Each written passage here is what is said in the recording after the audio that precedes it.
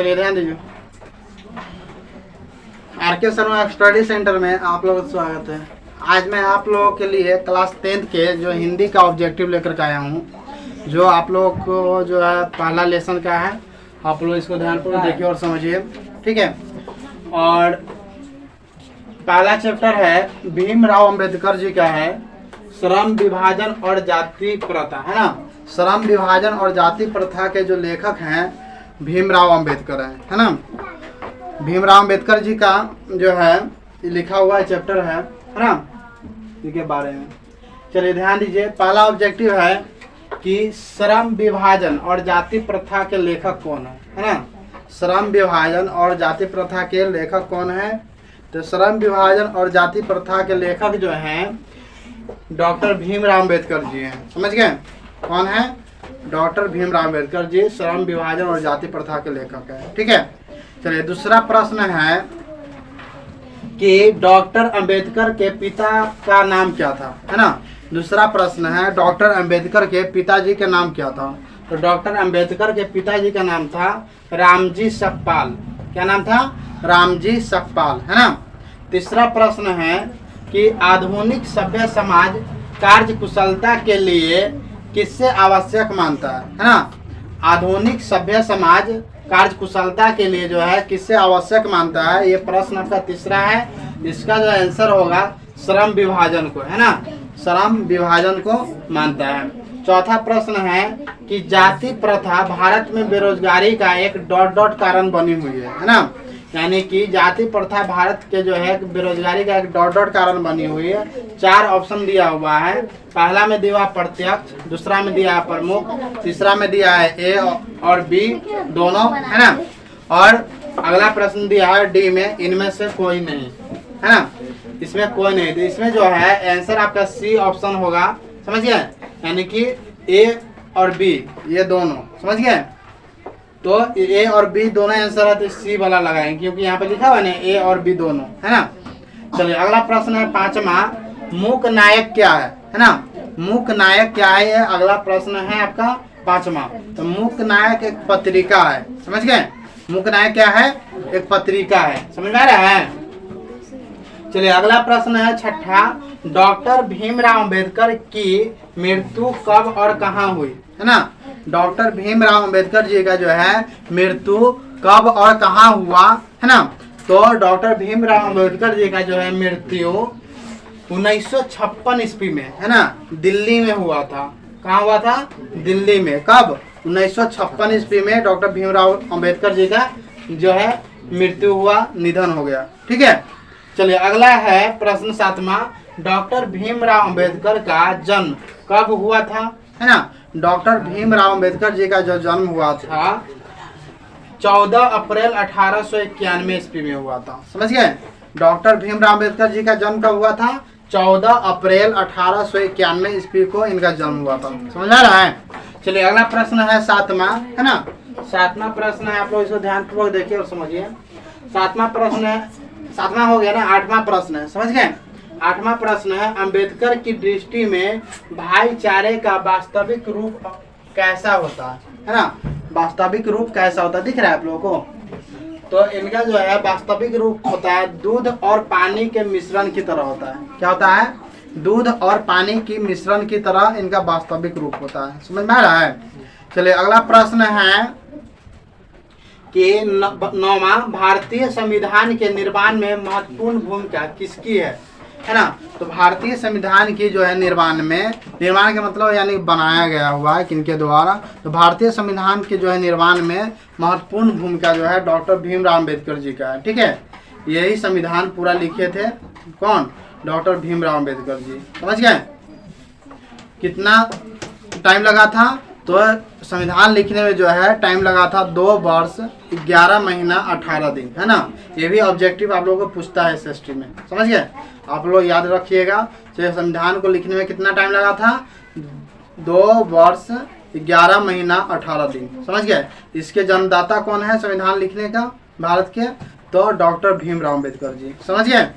चलिए अगला प्रश्न है 9वां हो गया। 10वां प्रश्न है सभ्य समाज की आवश्यकता है है ना। यानी सभ्य समाज की आवश्यकता क्या है, तो सभ्य समाज की जो आवश्यकता है श्रम विभाजन। समझ गए, क्या है, श्रम विभाजन सभ्य समाज की आवश्यकता है। समझ में आ रहा है।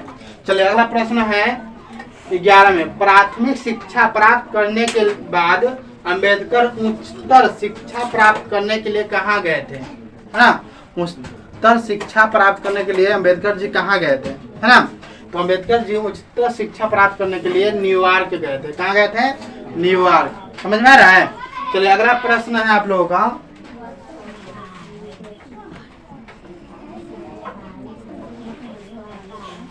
ध्यान दीजिए। अगला प्रश्न है, अंबेडकर चिंतन व रचनात्मकता के लिए प्रेरक व्यक्ति कौन थे, है ना। अंबेडकर जी के चिंतन व रचनात्मकता के लिए प्रेरक व्यक्ति कौन थे। तो ऑप्शन दिया रहेगा, ए में बुद्ध, बी में कबीर, सी में ज्योतिबा फुले और डी में इनमें से सभी। तो टिक लगाइएगा इनमें से सभी। समझ गए, क्या लगाइएगा, इनमें से सभी। अगला प्रश्न है 13 में, जाति पाति तोड़कर मंडल भाषण लाहौर में कब हुआ था, है ना। तो ये 1936 ईस्वी में हुआ था। समझ गए, कब हुआ था, 1936 ईस्वी में। अगला प्रश्न है, श्रम विभाजन और जाति प्रथा क्या है। तो श्रम विभाजन और जाति प्रथा जो है ये निबंध है। क्या है, निबंध है। श्रम विभाजन और जाति प्रथा क्या है, निबंध है ना। अगला प्रश्न है 15 में, निम्नलिखित रचनाओं में से कौन सी रचना डॉक्टर अंबेडकर की है। 4 ऑप्शन दिया रहेगा, इसमें से चूज करना रहेगा। जैसे पहला ऑप्शन रहेगा द कास्ट इन इंडिया, है ना, द कास्ट इन इंडिया। दूसरा ऑप्शन रहेगा the untouchables who are they, है ना। उसका तीसरा ऑप्शन रहेगा ग में हु आर शूद्राज, और तीसरा रहेगा, चौथा रहेगा इनमें से सभी। तो इसमें से जो है डी वाला होगा ऑप्शन, इनमें से सभी, है ना। आप लोग जल्दी जल्दी नोट कीजिए।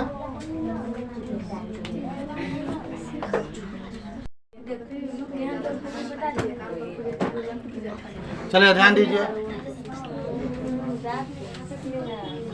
इसमें जो है 16 में ऑब्जेक्टिव है आपका, है क्या सब। 16 में ऑब्जेक्टिव है कि आधुनिक सभ्य समाज श्रम विभाजन को आवश्यक क्यों मानता है ना। आधुनिक सभ्य समाज जो है श्रम विभाजन को जो है आवश्यक क्यों मानता है। तो ये कार्य कुशलता के लिए इनको जो है आवश्यक मानता है। समझ गए, इसके लिए कार्य कुशलता के लिए। अगला प्रश्न है, श्रम विभाजन और जाति प्रथा पाठ जो है बाबा साहेब के किस भाषण का संपादित अंश है। समझ गए, ये अंश है संपादित अंश एनिहिलेशन ऑफ कास्ट। समझ गए, एनिहिलेशन ऑफ कास्ट के। उसके बाद है 18 में प्रश्न आपका है, अंबेडकर के भाषण एनिहिलेशन ऑफ कास्ट को किसने हिंदी में रूपांतरण किया, है ना। किसने रूपांतरण किया, तो ललाई सिंह यादव किए थे। इसके बाद अगला प्रश्न है 19 में, अंबेडकर का जन्म किस परिवार में हुआ था। अंबेडकर का जन्म जो हुआ था दलित परिवार में हुआ था। समझ गए, कौन सा परिवार में, दलित परिवार में। अगला प्रश्न है विश्व के लेखक को इस युग में कहां पर विडंबना दिखाई दिया। लेखक को इस युग में जो है कहां पर विडंबना दिखाई दिया, तो जातिवाद में, है ना, जातिवाद में। इसके बाद अगला प्रश्न है 21 में, डॉक्टर अंबेडकर के माता का नाम क्या था, है ना। यानी भीमराव अंबेडकर जी के माँ के नाम क्या था। समझ गए, तो डॉक्टर भीमराव अंबेडकर के माँ के नाम जो था भीमाबाई। क्या था, भीमाबाई, है ना। इसके बाद 22वां प्रश्न है, डॉक्टर अंबेडकर ने पीएचडी की उपाधि कब धारण की, यानी पीएचडी कब किए। भीमराव अंबेडकर जी ने पीएचडी कब किए, तो ये किए थे 1916 ईस्वी में। कब किए थे, 1916 ईस्वी में पीएचडी किए थे। कौन, डॉक्टर भीमराव अंबेडकर जी। इसके बाद 23 में प्रश्न है, लेखक की दृष्टि में विडंबना की बात क्या है। लेखक की दृष्टि में जो है विडंबना की बात जो है जातिवाद के पोषकों की कमी नहीं है ना। ये ऑप्शन में रहेगा आपका, उसमें टिक लगाइए। इसके बाद 24 में, लेखक की दृष्टि में आदर्श समाज कैसा होना चाहिए। लेखक के दृष्टि में आदर्श समाज कैसा होना चाहिए, तो आदर्श समाज होना चाहिए, इसका आंसर है जिसमें स्वतंत्रता, समता और भातृत्व का भाव हो, है ना। इसके बाद 25वें प्रश्न आपका है 25 में कि लेखक बेरोजगारी का प्रमुख और प्रत्यक्ष कारण किसे मानता है ना।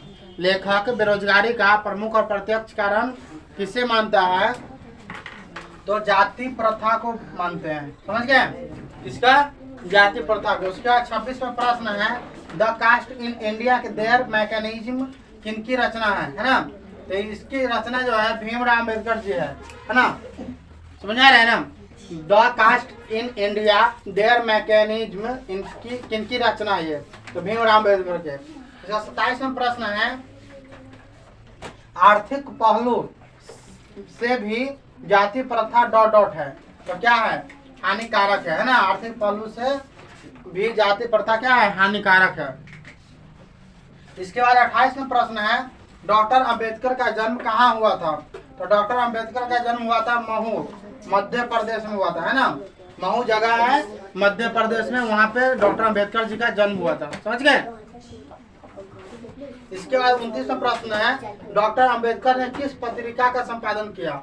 डॉक्टर अंबेडकर जी ने जो है किस पत्रिका का संपादन किया, तो ये किए बहिष्कृत भारत का संपादन किए थे। कौन, डॉक्टर भीमराव अम्बेडकर जी बहिष्कृत भारत के संपादन किए थे। अगला प्रश्न है 30 में भारतीय संविधान का निर्माण के रूप में हम किन्हें जानते हैं, तो डॉक्टर भीमराव अम्बेडकर जी को जानते हैं। ठीक है, बताया इससे पहले बताए थे ना, ये आंसर बताए थे उसका 2 साल 11 महीना 18 दिन बताए थे ना। उसी समय बताए थे कि भीमराव अम्बेडकर जी संविधान को लिखे थे। समझ गए, आगे समझ में आप लोग। ये 30 ऑब्जेक्टिव है BVI, जो आप लोग इसको याद कर लीजिएगा है ना। और आप लोगों के वीडियो अच्छा लगे जिसको अपने दोस्तों को भी शेयर करें, और हमारा channel RK Sharma study centre इसको सब्सक्राइब करें। जय हिंद, जय भारत।